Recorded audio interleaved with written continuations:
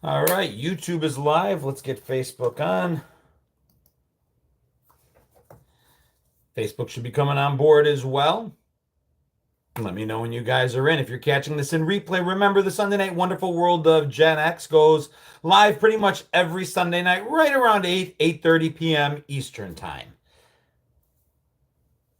Give it a minute and give some people a chance to pop in.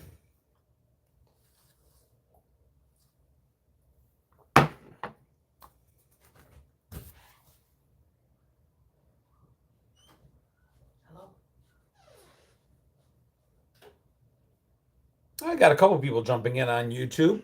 When you pop in, say hi. Let me know you're here. Facebook's still running a little behind. Looks like we got one viewer. Now it's starting to fill in.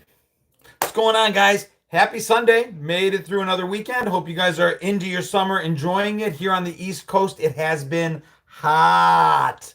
Very, very hot. I live just south of Charlotte, and it's been hot, and it's about to get a whole lot hotter, which doesn't really bother me all that much. How is it going where you guys are? Hopefully, it is whatever you need it to be.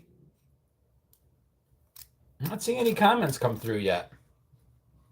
There's Brian Hunter over on Facebook. What's going on, Brian? Tamara, John, Stacy, how are you, my friend? Good to see you. Okay, Facebook just came alive. Got a bunch of viewers over there. Matt H coming in on YouTube. There we go. How are you? Good to see you guys. Happy Sunday, dude. 41 years ago, right here. 41 years ago, had Tammy Elaine. June 22nd, 1984. Wax on, wax off became a thing. Hey, Andrew, good to see you. John says it's sweltering where he's at. What's going on, Southeastern College? Hello. But yeah, yo, William, good to see you. Tamara says it is roasting in Georgia. Yeah, it's hot here in South Carolina for sure. JTR, the serial killer, good to see a friendly face over on YouTube. 41 years ago, guys, the All Valley was a thing. And I did a video where I talked about kind of like, have we been rooting for the wrong guy for 41 years? Now, part of it's tongue in cheek, but we know that Johnny, being the blonde guy that, any blonde in an 80s movie that wore his sweater around his neck was a dick from beginning to end. That was like your cue the minute you saw it. But that being said, Danny LaRusso wasn't exactly completely and totally innocent in that. And I made a video, and some people forgot that we make jokes around here. Hold on a second. I just saw something over on Facebook. And McKay says Ultimate Gen X. Hopefully get to meet John Schneider next Saturday. Very cool. Hope at some point I'll get to meet Bo Duke as well. That would be very cool. But I thought it was funny. I'm just like, he did just completely go after Johnny's girlfriend the same day that they broke up. And that's kind of anti-bro code, especially like you're the new kid in town. That shouldn't have happened. So I thought that was kind of funny, and went through that. What's going on, Peter? Good to see you. Joseph, hello. Catherine, hello. Renee, hello. Corey, Dale. Daniel was a punk, really? Yeah, I mean, honestly, I was watching it with my daughter today. We're halfway through it, and I'm like, all right, so Johnny's a bully. No doubt about it, right? I totally get it. Dana, I can only imagine why you're saying that. I don't care. It's Bo Duke. For me, it'll always be Bo Duke. When I see John Schneider, it's not about who he is today. I could care less. If I'm going to go out to see him, it's going to be because he was Bo Duke. If I'm going to go see John Cusack, it's not because of who he is today. It's because he was lame. It was because he was the older brother on Stand By Me. I promise if you have something against someone because of some affiliation they may have today, someone on the other side hates your guy just as much. It's not worth worrying about. Go. Get the autograph. Go say hello. Dive into your memories. And if you haven't got anything nice to say, don't say anything at all. That's it. But at any rate, yeah, I just think it's kind of cool that there's that other side of it. And Cobra Kai kind of explained that. So I thought that was cool. Connie, hello, coming in from Ohio. Stephanie from Gettysburg. Cobra Kai, strike first, strike hard. I mean, he didn't. So Johnny being the bully, right? They went after Daniel. I get it. Daniel probably shouldn't have gone after Allie day one. But then the whole water thing during the Halloween thing probably wasn't necessary. That was just kind of the antithesis of putting water on something. He was like putting fire on it more than anything else. Hot in Indiana, my AC can't keep up. Our AC, we just got it fixed. I got a guy, thankfully, that came in and put some more coolant in to help us keep it down. The new Karate Kid is awesome. I absolutely want to see that. Just want to say thanks for all the first laughs for the Gen Xers. I appreciate it. Thank you. Hey, Kevin Purepoint, good to see you. LA, how are you? Good to see you, my friend. Andrew says watching Jaws again. Yeah, that turned 50 this week. So that's another one we can talk about, which was, dude, 50 years ago. 50 years ago. I didn't realize I was only 5 when Jaws was in the theater, and I distinctly remember, I have memories of seeing Jaws in the theater. So that tells you something about the way we grew up. Now, I was in a small town, and we only had one theater, and it was, just owned privately, and I don't think he cared who was bringing in the $2 as long as he got it. So he wasn't exactly IDing kids at the door, and I think it was a matinee. No, I'm pretty sure I saw the original because my brother would have been about 9 or 10 at the time, and he was watching me, and we were supposed to be home, but he wanted to go see Jaws, so we snuck out for a matinee. He was about 10. I was probably 5. Let's go. Be coming in from Canada. Yeehaw! I'd love to see the General Lee jump over. I'd love to drive it. Although sliding in through the window's probably not a thing anymore. You went to the old lady viewing. We went to whatever we could sneak out of the house to go see. So if we waited for the Friday night viewing at 5 and 10 years old, probably wouldn't have gotten in. But yeah, the old lady, the early, that we got in for. Greetings from Vermont. Good to see you, Jim. There's my buddy Life on Two Wheels. How are you doing? Jaws is on tonight. I'll have to catch it. Mom made me read Jaws before I saw it in the theater. I actually read it in college. It was required reading by Peter Benchley for one of my college courses. Greeting, grandson ready to see Karate Kid. My daughter and I are halfway through it tonight. I still have ocean issues. We're going to Greece in 10 days. 10 days. And the likelihood of me getting in the water past ankle deep is slim to none. I did read up that there have only been 6 attacks in the last 15 years, but there's a 7th due anytime now, and I know it's not going to be me. They stay out of my house, I stay out of theirs. That's just the way I look at it.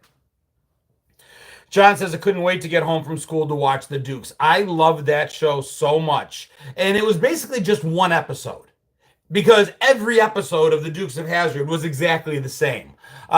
The Duke boys would get out there, there'd be a card chase, they'd make a jump, they'd say yeehaw, they'd land it, Roscoe or Anus would not land it, they'd get away, Boss Hogg would be angry, Daisy showed her upper thigh in some very short shorts, which we called Daisy Dukes, and then it all ended with them laughing back on the farm. That was it. That was every single episode. And I loved it. What about Quicksand? Sometimes, LA. There was a couple Quicksand episodes, I'm sure. Am I filming a bit in Greece? I'm going to be filming a lot in Greece. That's a lot. This has been a trip we've been saving for forever in order to see family while they're still there. We wanted to go last year. We just couldn't swing it. So it ended up coming off to this year. And the difference between last year and this year, one of my favorite aunts that I grew up with, that I loved so much, still love, isn't going to be there waiting for us because she passed this year. So couldn't put it off another year. We're getting to the age where putting off seeing family is a really bad idea, especially if there are aunts, if there are uncles, if we're putting off time seeing parents or, grandparents, if you're fortunate enough to still have them. So we're going this year, come hell or high water. But yes, I will be making content. If you see it, like it, share it, comment, because I can't afford to take a break. Dukes of Hazzard, The Incredible Hulk, Wonder Woman, Battlestar Galactica, Buck Rogers in the 25th Century. Dude, all awesome shows. Thank you, Kevin. Yeah, guys, hit that like button. Let's see if we can get things coming in. Let's get some people in here. Appreciate you all. Don't forget them blowing up the outhouse with dynamite arrows. Dude, that was Bo. Bo in the compound. Bo. Oh, that's kind of cool. He was always good with that. Fantasy Island. I just started watching Space 1999 again. It's funny what they thought 1999 would look like. Hello from the last boomer. Definitely born on the cusp of Gen X. Sorry about your aunt. I appreciate it. She'd had a stroke many, many, many years ago and never fully recovered. So I'm glad she's no longer suffering, glad she's no longer in pain. Wish she was still here with us, though. Christy says, I'm 52 and have one living grandmother. I'm 55 and have now lost both my in laws and my dad. So it's down to my mom, who we are taking to Greece with us. So that's nice. Craig says, with political correctness, they couldn't make the Dukes of Hazzard today. They can make whatever they want today. They can still make the Dukes of Hazzard today. They can still make Blazing Saddles today. They could. They won't. And they would change it, and maybe that's okay. I don't judge. If this is the world that the people living in the world want to make, I guess it's their prerogative. I'm just really glad I grew up in the world I grew up in, because that makes me happy. Because in my humble opinion, I wouldn't want to grow up today and not have enjoyed all the things I did when I was a kid growing up. You and What Are Me says, I was in Paros last year. We're spending 5 days in Paros. If you have any ideas, let me know. We're definitely going to go there because we've heard that may be a good jumping off point for day trips to other islands. Have I heard of Baba Black Sheep? I remember Baba Black Sheep. Very, very, very early memory. I don't remember a lot of it. I just remember it being a thing. Digging the Cobra Kai shirt on this momentous day. Hey, I wore it on purpose. It is available in my merch store. This is one of mine. Lifestyles of the Rich and Famous with Robin Leach was a Saturday go-to. Blazing Saddles is amazing. So excited for Spaceballs 2. I'm excited for Spaceball 2. Hey, Doreen, good to see you over on YouTube. We'll see what it looks like. My daughter wishes she was born in the time before cell phones. I'm glad I'm getting to experience all of it. I'm glad we got the before and the after, if that makes any sense. I'm very grateful for this. I mean, I reach out and touch, on average, it's going to sound like a big number, 30 to 50 million people a month, or at least 30 to 50 million views a month across different platforms. I couldn't have done that 20 years ago. Certainly couldn't have done it 40 years ago. And I don't know if there's any value to it. That's up for you guys to decide, not so much for me. But I find value in it. I love this connectivity. I loved ICQ. I loved AOL chat rooms. I loved all that stuff. And I've loved the journey along the way. I'm just glad I grew up before it. What's going on, Tony? Tony says, I don't know about the Little House reboot. Not so much a reboot. I've looked into it. It's just a reimagining, reworking the story, the books. And they're saying they may stay closer to the book. So don't think of it as redoing Michael Landon's. It's a new thing. Where am I from? I grew up in Western New York, small town called Woolkit, New York, on Lake Ontario. Went to college at the University of Buffalo. Lived in Buffalo till about 2000. Got married. Moved to Rochester, New York. Came here in 2016, where I am now, which is just outside of Charlotte. The Warrior. I'm not going to read that.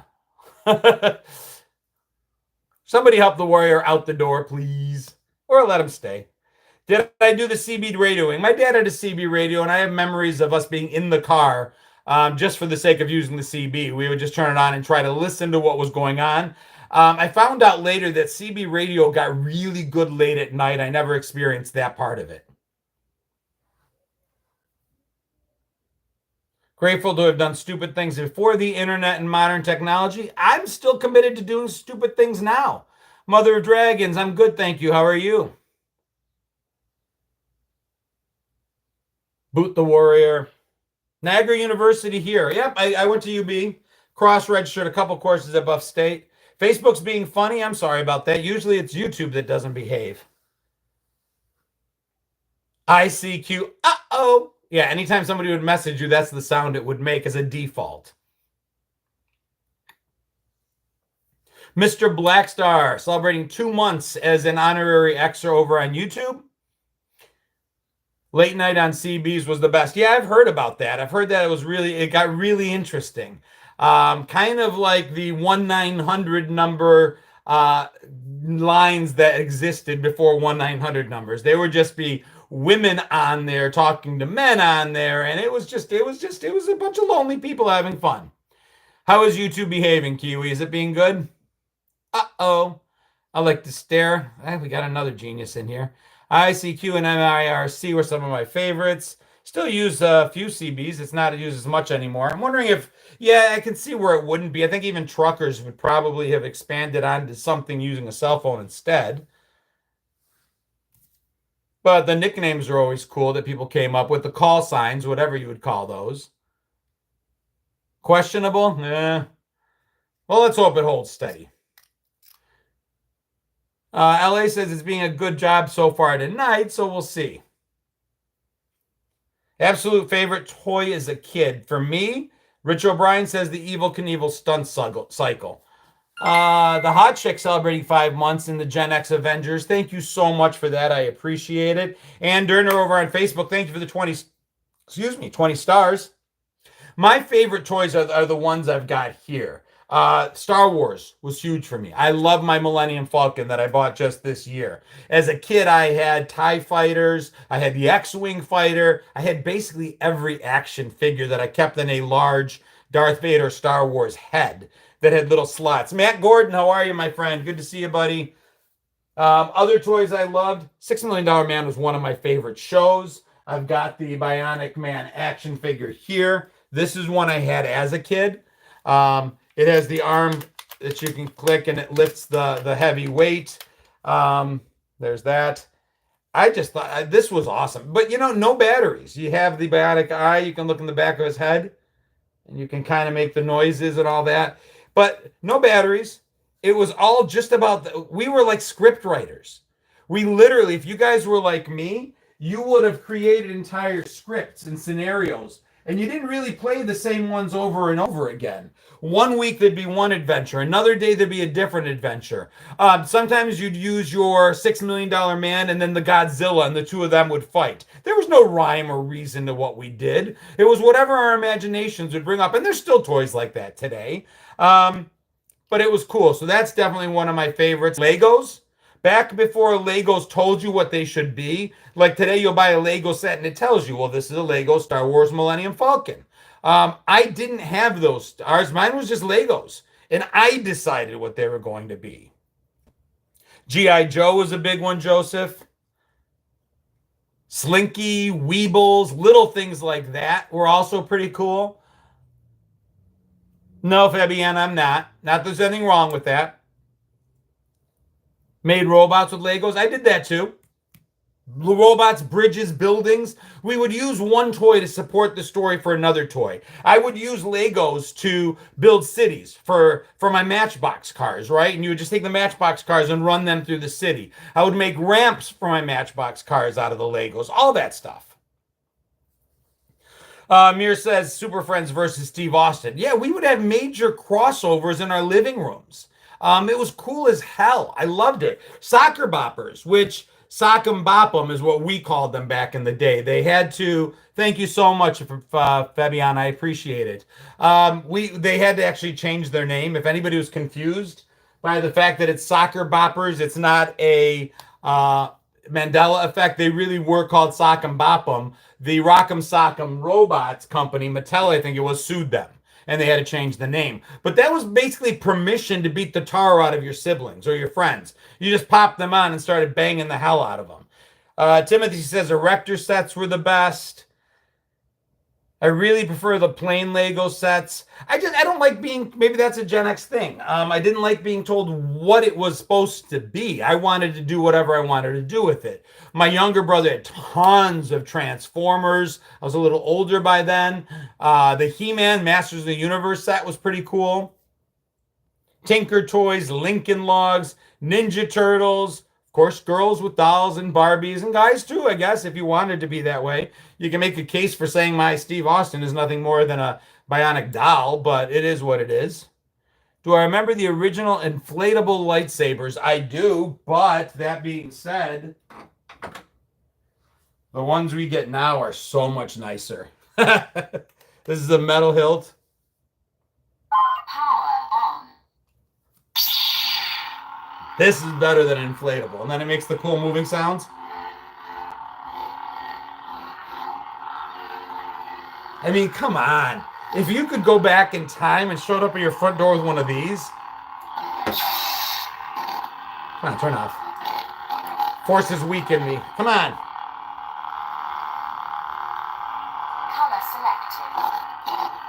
Can't turn it off. Had a stick. I used mine as a stick too. There it goes.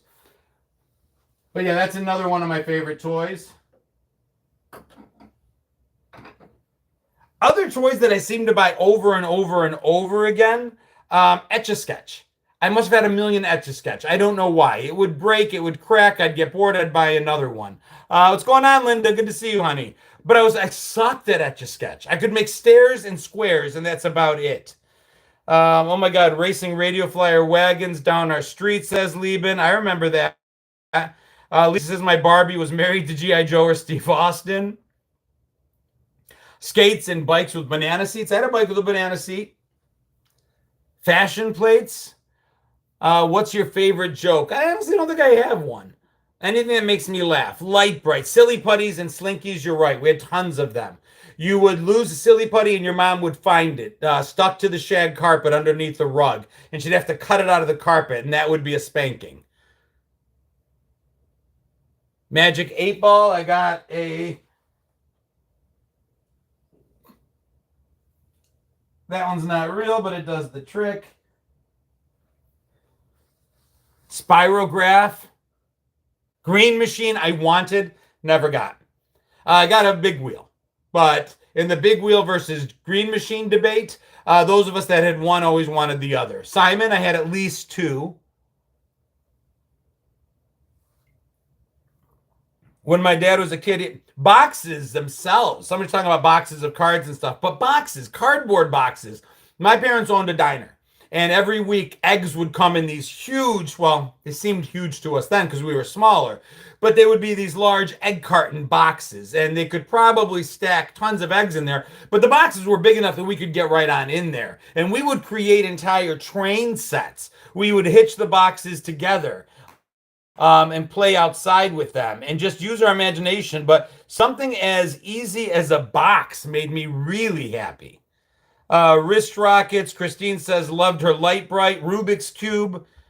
So many toys, and we remember them. And then, guys, it wasn't even just toys, right? Because the toys stayed in the house for the most part. It was when we went outside and created our own games. That was some of my favorite stuff. The Red Rover, the Tug of War, the Hide and Seek, the Freeze Tag, the Regular Tag, the Flashlight Tag, Ghost in the Graveyard, Red Light, Green Light, Manhunt, all that stuff. There was just like an endless amount of games that we all knew how to play. And you could get together in a town when you were visiting a cousin or family somewhere else, and you instantly could join right in and just play with everybody else. And when they would tell you to put your foot in and start counting down, you know, engine number 9 going down Chicago line. If the train goes off the track, do you want your money back? You knew how to join in. We knew the rules. We were somehow told the rules before we got there. And that's amazing. Jeremy Sellers says, at the Simple Minds Modern English and Soft Cell concert. That's cool as hell. Riding bikes with friends, having to knock on your friend's front door to ask if they could play. Yeah, as kids having full-blown conversations with adults that spoke to us like we were adults too. If I knocked on the Parker's door to ask if the kids come out and play, and Wendy or Kristen or Kim, there were 3 girls that lived right next door to us, same ages, great friends, the mother had no problem saying, no, John, they can't come out and play because the last time you played, you left your bikes in the road, and Wendy's got run over. And the parents would call you out right with it. So maybe you should go home too. Just because your parents don't know that this happened doesn't mean you shouldn't be punished. And then later, maybe they would tell your parents. But you'd be knocking on that door not knowing what the hell was going to greet you. Use an Easy Bake Oven, melt down crayons to mix colors. That's cool. A-Team Criminal Pack. That sounds cool as hell. Who remembers paying someone a nickel or a dime so they'd give you a mark of CP on your hand? I don't know what that... Oh, cootie protection.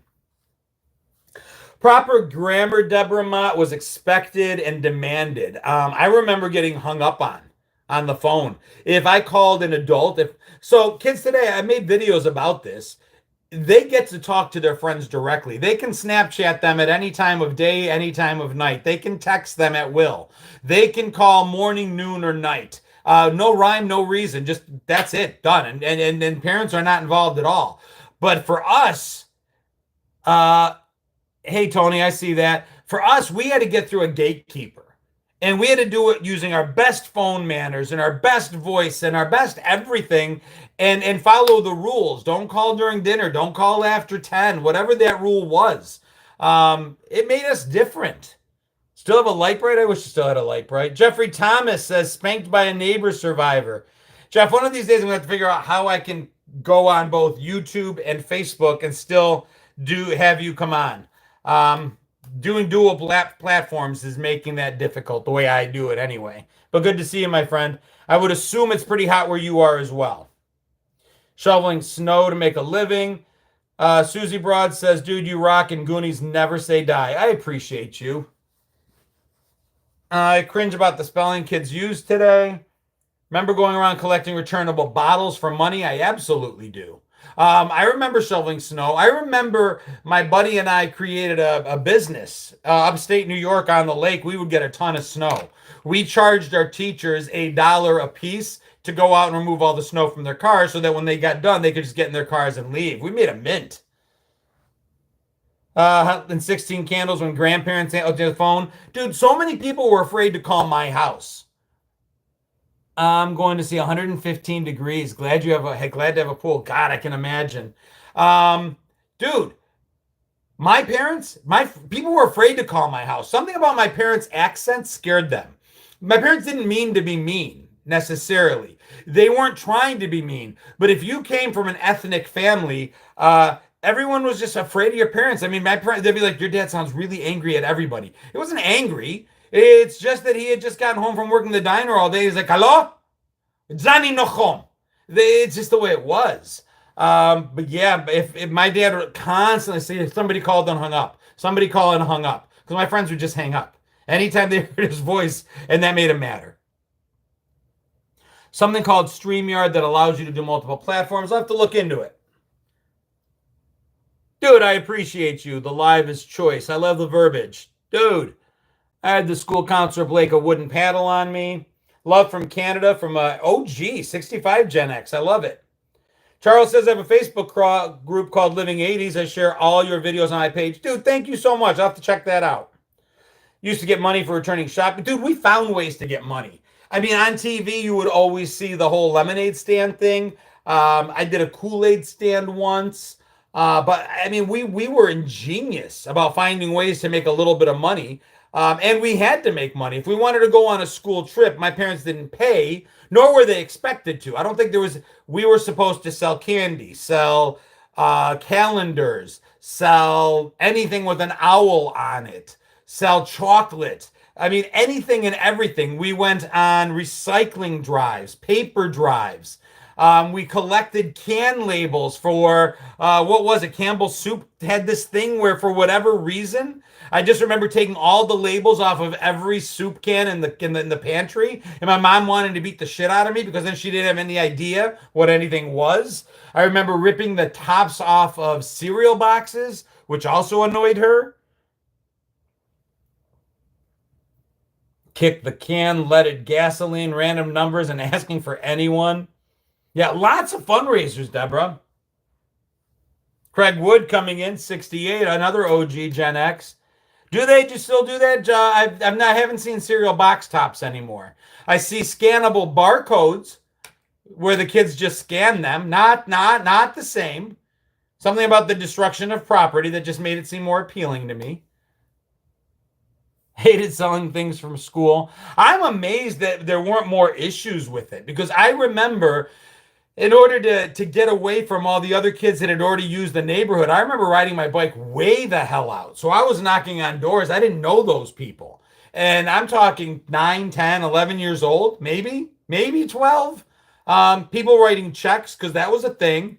And while they were writing the check, they would invite you into the house because it was hot and that was polite. So you had a full-blown grown-ass man or woman, because they were polite, asking a stranger, 8, 9, 10, or 11-year-old, come in the house while I write you a check, and in we went.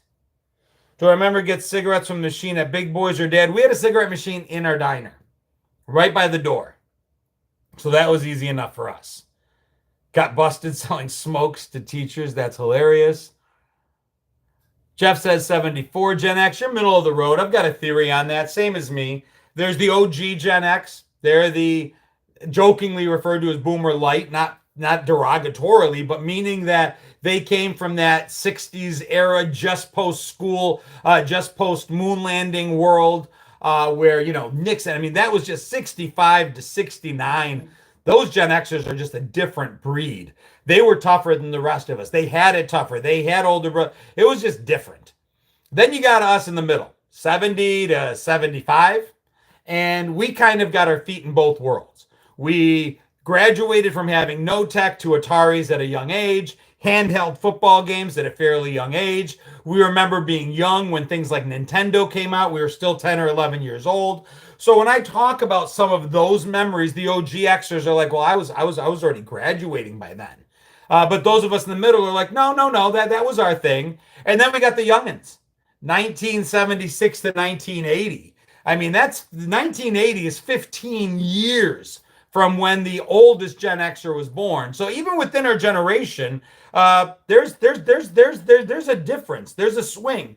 There's a change. And then if you're a 1963 boomer, but all of your younger brothers and sisters were Gen X, well, then you may feel more Gen X. You grew with them. If you're a 1984 millennial, but all your brothers and sisters were Gen X, I got news for you. You probably grew up pretty Gen X.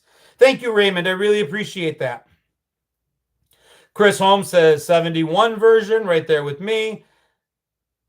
Coleco. Cindy Sweeney brings up Coleco, which is the company that made the Cabbage Patch dolls and ColecoVision, of course. 63 used to be Gen X. Yeah, at one point in the book that kind of gave us the designation, I think it was 1961 to 1980. But when you think about all that's changed within that span, it's kind of hard to necessarily group them all into the same place. Absolutely, Wirehead. Connecticut Leather Company. They just retooled their factory and stopped making wallets and belts and started making dolls that looked like they had one. Anyway, that's a joke that wouldn't have landed well. Hey, Cindy Buckner, good to see you, making a Baskin Robbins run. I love 1970. I'll say it all the time. Being a child in the 70s, 0 to 9 years old. That was my 70s. I was literally a child in the last analog decade that existed. The 70s, I think we can make a point that they were about the dividing line. Right in the 70s is when Atari came out, when Pong came out, when television started being more commonly in color. There was a big shift towards, wait a minute, we need things that are plugged in, electronics. That was the 70s. So as a kid of the 70s, we saw that gap. Then I was a teenager in the 80s. That's John Hughes. That's a Breakfast Club high school experience. That's kind of cool. And then 90s, to be out in bars. 90s, to be in my early 20s and doing all that stuff and that music of the 90s and the clubs of the 90s and the last of the ladies' nights and the nickel draft beer nights and the drink till you puke. I mean, that was kind of cool. So I really am very, very, very happy that I've got 30 years in between the 70s to the 90s. It makes me appreciate my age. And my kids say, Dad, if you could have been born in 2000 instead of 1970 and be 30 years younger, would you? And I said, no. No, because if you're lucky, everybody gets old, but not everybody gets to go to high school in the 80s. That's my theory. I have it worse. I was a child of the 60s. Definitely different. Oregon Trail was definitely cool in school, Amy. Born in the 70s, raised in the 80s. That's it exactly, Chris. Indiana says, born in 1980 and the end of Gen X. Yeah, so totally a different experience. But again, if you were the youngest in your family, that's different as a 1980 baby versus being the oldest in the family. If you're the youngest, then you have all these Gen X brothers and sisters that are going to beat on you and have you have a certain experience. If you're the oldest and it's a line of millennials behind you, that might feel different. I did way, way, way too much drinking in my early to mid 20s. Same. I'd say too much, but I survived it. Brother Weeze in the morning, WCMF Rock on the car radio. Right there with you, Mike. Good enough. WCMF on the radio. Ranger Bob on WUHF Channel 31. Good years. Warren says it seemed nobody got so offended. Oh, people got plenty offended. You shot your mouth off when you weren't supposed to. Someone got offended, and they let you know they got offended. And sometimes that offense led to an altercation. It led to consequence. It led to, oh, you effed around. Now it's time for you to find out. I never pretend we don't get offended.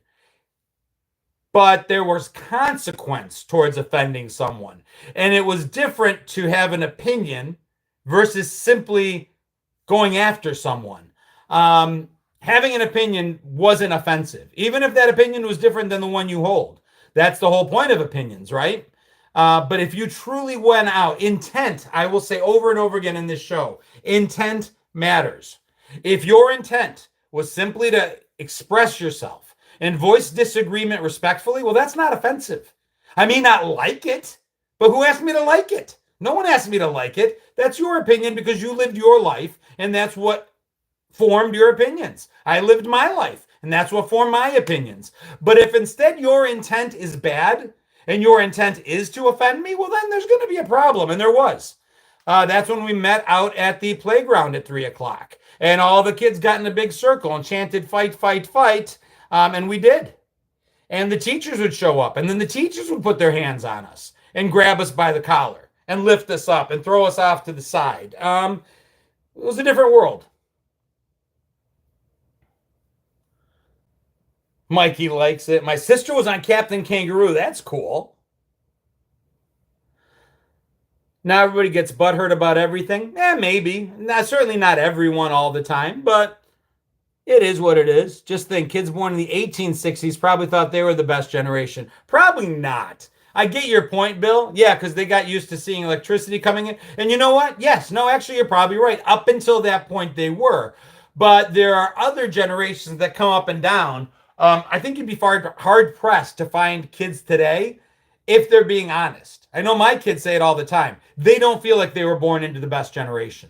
They acknowledge the fact that we had something special. That's cool. I think kids born in the middle of the war, in the middle of a depression, in the middle of famine, and they wouldn't necessarily think they were born into the best of it. And kids today who are chronically anxious recognize there's something wrong. Linda wants me to please keep my arms folded. What am I, a piece of meat? But for $2, okay. Casey's top 40 was Sunday, Monday, required listening. Agreed. You disagree with someone today, they video you and scream. Yeah, it happened. I got into a bit of an altercation. I won't go into detail. Somebody said something about my wife that I did not appreciate, and I let them know it wasn't appreciated. And I don't know what their other person there thought I was going to do, but they immediately picked their phone up, and I'm like, put your phone down. What are you doing? Nah, I'm not going to give you something to put on TikTok. I could give a shit. Just be respectful, knock it off, and then that's it. Visited Captain Kangaroo's grave, Mr. Green Jeans, MD 2020. There's a new Mad Dog out. There's actually a drink labeled by the makers. Mogan David now has a Mad Dog drink. I got to get my hands on it and try it. Why is your phone in my fave, bro? I don't know. Whole viral crap is annoying. It's the point of just going viral to go viral. I want to video somebody in their worst moment, in a bad moment, and then hope that I gain clout from it. That's ridiculous. Thank you. I appreciate that. Respect is given when you show respect. Tony, I would subject, and I could be wrong, just the way I was raised, that respect is not earned. Kept respect is earned. I give respect to everyone freely. You owe me nothing. You come up to me as a complete stranger, I freely and openly give you my respect. You can lose that respect. You can do something to cause you to no longer be worthy of the respect. But kids today will often say, people today, of all ages actually, will say that you don't get my respect until you've earned it. And, Jay says that right now. Respect has to be earned. I respectfully just disagree. It doesn't mean you're wrong and I'm right. I just look at it a little differently. I think that we can give respect to people before they've earned it. It's manners, and then they can lose it. And if they lose my respect, then it's a lot harder to get it back. Deborah's watching Big Trouble in Little China. That's pretty cool. I want to see that again. And again, y'all don't have to necessarily agree, but I want to live in a world where we just respect everybody arbitrarily, initially. What's going on, David? Good to have you here. There you go. Jay says the same thing. Respect certainly can be given, but agreed, it can be lost. Warren's talking about the show That's Incredible. I love that show. I had a big crush on Kathy Lee Crosby. Manners matter. We don't hear people talk about manners anymore. I honestly don't remember the last time there was like a discussion about manners, and some things regarding manners that we were taught were arbitrary. Go Bills, Michael. Like elbows on a table, like so. But other things I think were good. But yeah, some manners just seem completely and totally arbitrary. But things like holding a door for somebody, I more often than not will see somebody walk into a door and let it slam behind them. They'll even walk faster just to get to it before you and then let it close on you. Little things like that. Our manners were drilled into our heads. We got smacked for having poor manners. Did anyone watch Jaws on its 50th anniversary? I did. My best friend Matt was watching it too, and he agreed with me. That should have been R all day long. Whoever they paid off to get that to be a PG movie, which might be why I got in to see it with my older brother when we were kids, because I'd forgotten that Jaws was rated PG. So it wasn't restricted. Anybody could see it as long as their parents deemed it was okay to see it. They just asked that parents guide a little bit. The parents made a decision, and my parents' decision was to not be home, so we went and saw it.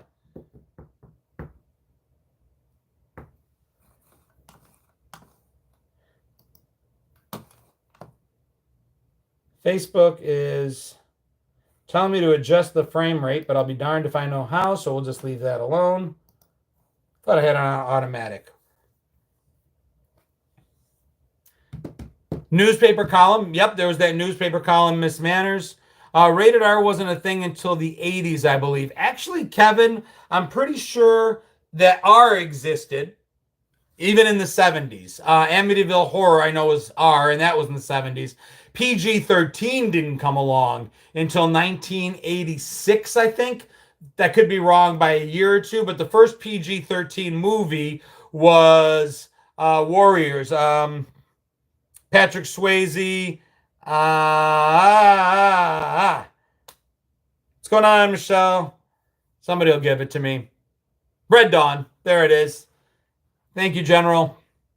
Thank you, Kevin. Yeah, Red Dawn was the first PG-13 movie. And that came into, yep, Logan's Run was R.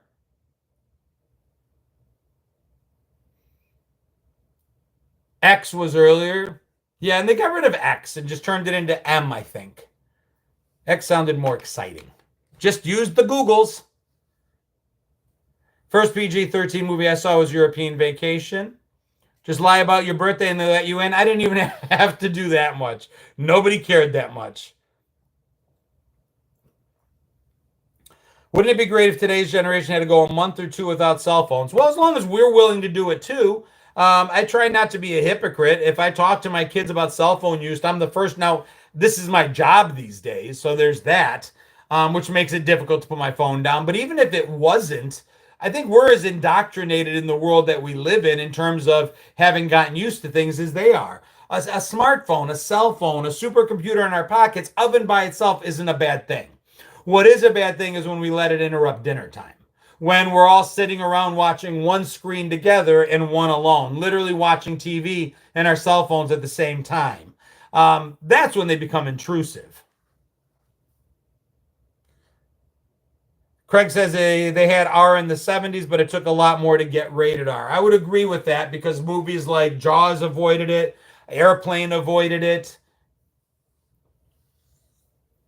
I remember the 7-Elevens I went to had Playboy mags behind the counter. Oh, yours had them behind the counter, Mr. Blackstar? Ours had them right where you could see them, right in the stacks. There would be the comic books on the bottom and the nudie magazines at the top.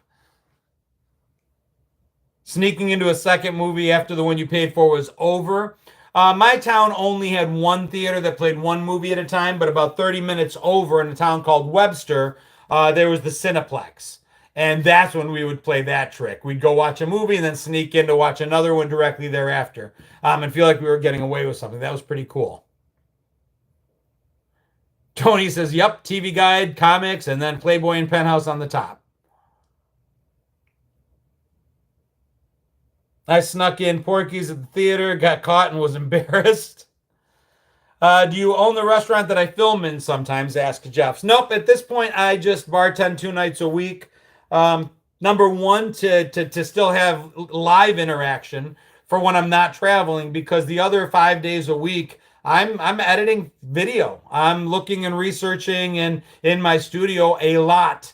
So it's nice to actually have 2 days a week where for 7 hours at a time, the phone is down. I'm face to face with people interacting. And even then, as you noticed, I'll go live from the restaurant sometimes if it's slow.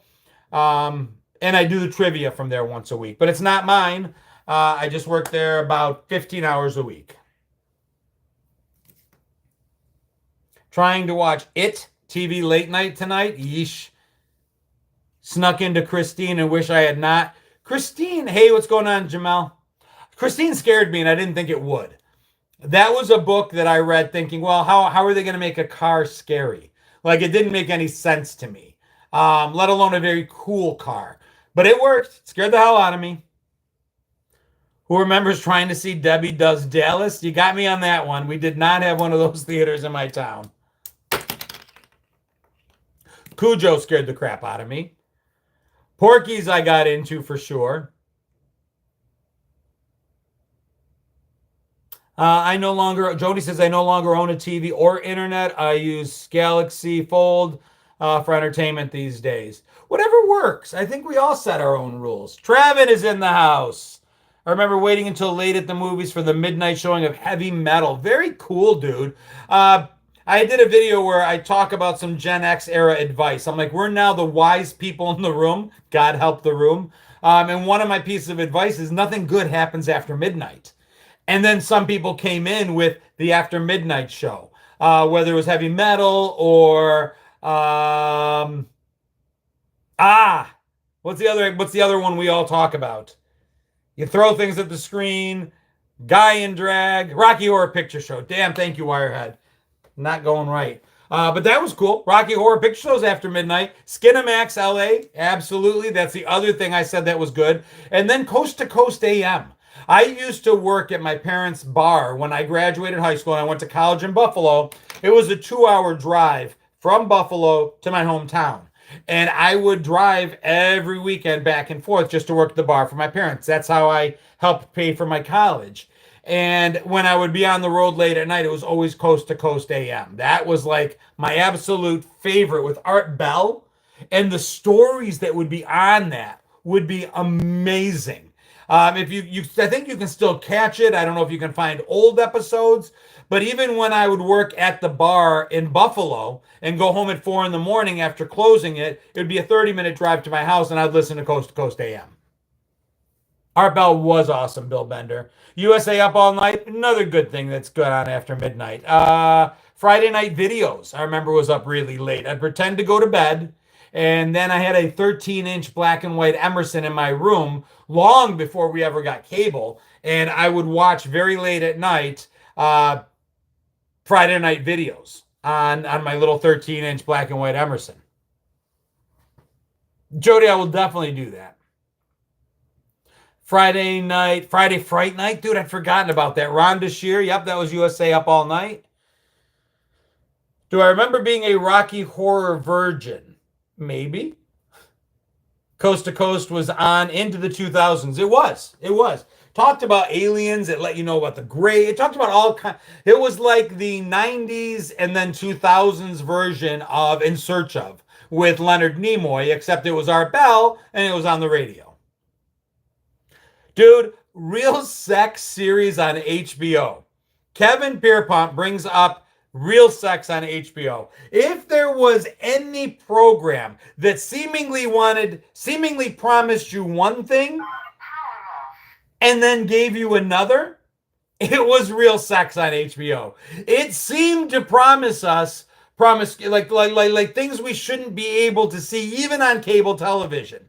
And then what it showed us, if it showed you nudity, it showed you the three people you didn't necessarily need to see nude. If it showed you women with hand mirrors looking at certain body parts, it was women in their 70s doing that, which I'm not, that's fine.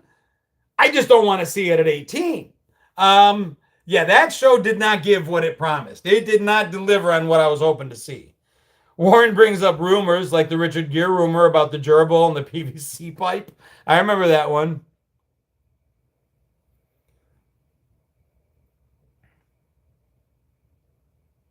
I think it's my TCG in the final design form. You lost me on that, Travin. Bait and switch without a doubt, Stacy. Oh, I loved Mystery Science Theater 3000. Mom listening to Paul Harvey radio. I love that too. My old man told me not to worry about college. The factories are where you go to make money.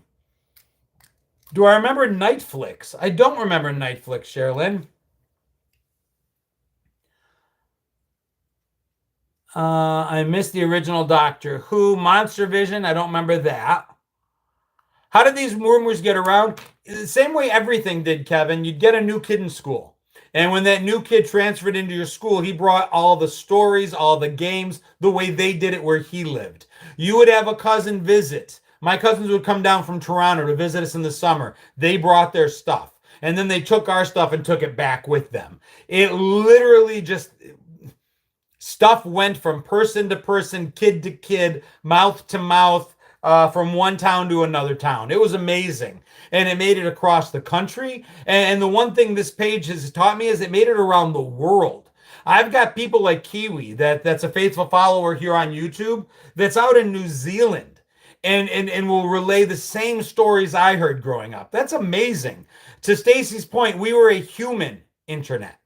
A giant global game of telephone, except we were really good at it because the message that came out on the end, more often than not, was exactly the message we put in at the beginning. That's amazing. That's incredible. Rumors of what McDonald's hamburgers were made of, which became rumors of what McDonald's chicken nuggets were made of. Friends you had on summer vacation. That's true. I had kids that were cottagers in the town that I grew up in.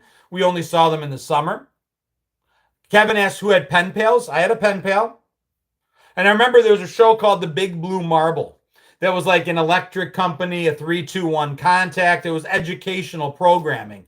And on this show, The Big Blue Marble, you could write in and they would give you a pen pal. That's how I got my first pen pal. I've met people on my channel that from The Big Blue Marble still are in touch with the person they had as a pen pal. What was the first movie that had a tiny bit of nudity we all had to see? It's a good question. I think Porky's was a big one for me. I remember that one. Little older, Risky Business for sure. Rebecca De Mornay. I'm like, wow, that was amazing for me. Fast Times, without a doubt.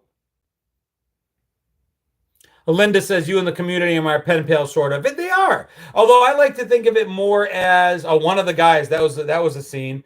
It's so funny. Like whether you're on Facebook or on YouTube. YouTube, for the most part, I'll do more lives just because it's structured to it, and I don't get as many issues when I jump on and off on YouTube. If I'm not front facing on Facebook, it gives me issues. But I can open the door to the room at YouTube, and I'm working. And I'll turn around and I'll go wait on some customers, some guests, come back, find 150 people in the room, and you are all chatting like it's an AOL chat room from 1989. I just have to open the door. You guys come in and you know each other now in that pen pal chat room sort of way. And I think that's cool. I like that we can all hide behind a screen name and be whoever and whatever we want to be, not in a catfishing, harmful way, but in a I just want to get away from the world for a little bit kind of way. I don't want to be the person my kids or my job needs me to be 24/7. For a minute, I want to go back to 1987 and let it all go. And I hope that's what this is. Travin says, don't ever assume we know anything. I actually just made a video on that, Travin. Somebody asked the old people in the room, what did you guys do before you could look things up? And my short answer was sometimes we just had to live with not knowing, and it was okay. Timothy says Airplane was the first time he had ever seen boobies on a screen. I would agree that's pretty early. John says, you mentioned that you have traveled the world. Have you ever heard the story of Rockadundy Road? I've not. And I haven't really traveled the world. We used to spend every summer in Greece because that's where my extended family was. So we traveled there a lot. In high school, I had opportunities to visit England and Amsterdam, London and Amsterdam, The Hague. That's about it. I'm glad I grew up before social media blew up. I'm glad I grew up before social media blew up, and I'm glad that I get to use it today. I'm glad Google exists. I'm glad I can stream the movies that we all loved so much anytime I want to. I'm glad that I have a near endless library of music that I can enjoy. Those things are good things, but it was also a really good thing not to have that many choices growing up. Jeff Johnson, thank you so much for the 50 stars on Facebook. Appreciate you guys.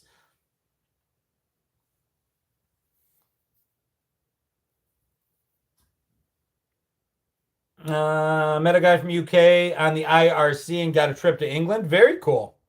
Dude, I had so many friends. If we talk about chat rooms for a minute, girls predominantly. We owned a restaurant and had a lot of young servers my age, and so many would meet the guy on the internet. They'd meet him in a chat room, and then they would drive off to see him. Or the guy would know this girl, and yes, they didn't even send pictures back then because the files were too big. It didn't happen yet. You took things on faith, and then when you met them, and it was what it was. The rumor that Mikey died from Pop Rocks and Coke. I'm glad we didn't have cell phones with cameras. That would have been nothing but bad news. I'm surprised more kids don't get themselves in trouble with that than anything else. I would have been dangerous with a phone like that. First computer in 6th grade, TRS-80. I used that in 5th grade, but I remember it too. I remember before the floppy disk, dude. 5th grade, I remember using it, and I had a tape recorder, and I would record the programs on cassette tape. Linda says, I'm about as genuine as they get. It gets me in trouble frequently. Well, maybe that's the kind of trouble that's okay. Trash 80s. Yep. Collecting the cassettes, vinyl, books, cartridges, so that if the internet dies, I'm good. Did some checking and my space can still be used, although I don't know anyone who does. I lost that. I must have missed the first half of that, Craig. I'm sorry. I'm trying to keep up. Texas Instruments. I remember I had a Timex Sinclair 1000, which is nothing more than a little keyboard like this, and it was really thin. And you attached it, if I'm remembering right, to the TV, and the TV became your monitor. I might be remembering that wrong, but it was like $100. It was like super, super affordable. Oh, Wirehead says I had the Timex Sinclair too. All right, so it was the thing. Am I remembering it right? Leisure Suit Larry. Sherilyn says, I went to D.C. in 88 before all the barriers went up. Dude, I remember going to Washington as part of a student senate. Naming the 8-track. All the 8-tracks in our house were Greek. Good, I did remember it right. I remember I was either Boys Nation or a student senate. I was such a dork in high school. I got to go to Washington like 3 times. And we had like the run of the Capitol. They let you into the Capitol building. And I just remember as kids running around the Capitol building, like meeting different representatives, knocking on doors to see who was there. I remember getting in line to watch the Iran-Contra hearings. They would bring you in and you could watch for like 5 minutes and then you'd move out and they'd bring other people in.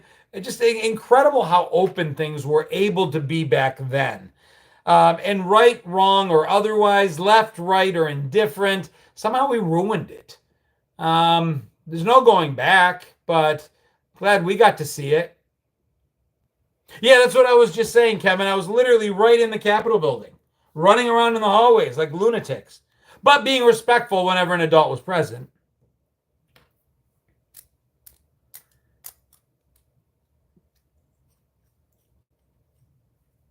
All right, guys. Well, we are coming upon our hour.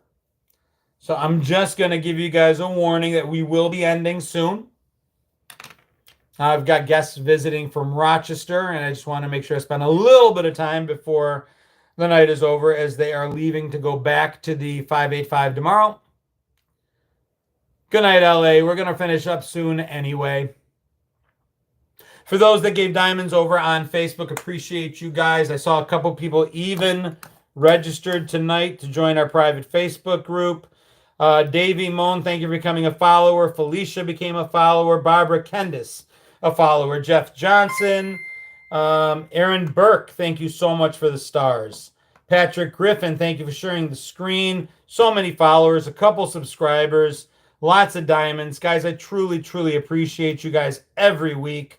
Thank you so, so much. And don't think I didn't see you. Thank you as well.